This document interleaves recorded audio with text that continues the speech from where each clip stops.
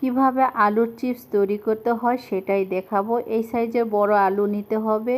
আর এসব আলু আমার বাবা পাঠিয়ে দিয়েছিল চিপস তৈরি করার জন্য। আমি চিপস খেতে খুবই পছন্দ করি। এইভাবে চাকচাক করে কেটে নিতে হবে। বেশি পাতলাও করা যাবে না, বেশি মোটাও করা যাবে না। দেখতেই পাচ্ছেন আলুগুলি আমি পানি দিয়ে পরিষ্কার করে নিচ্ছি, একটা ঝুড়িতে নিয়ে নিয়েছি পানি ঝরে যাওয়ার জন্য। আর এদিকে আমি চুলায় হাঁড়িতে পানি দিয়েছি, ফুটন্ত পানিতে লবণ দিলাম। লবণ দেওয়ার পর আলুগুলি আমি ঢেলে দিলাম। ঢেলে দেওয়ার পর মাঝে মধ্যে একটু নাড়াচাড়া করতে হবে।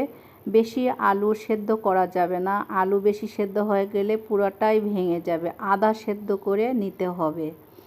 ঠিক আছে, কাঁটা চামচ দিয়ে আপনারা দেখবেন এই যে ঠিক এরকম আধা সেদ্ধ করে নিতে হবে আলুগুলি। ছাদে চলে গেলাম, ছাদ পরিষ্কার করে নিচ্ছি, তারপর চাদর বিছাবো। বিছানোর পর আলুগুলি ঢেলে নিচ্ছি।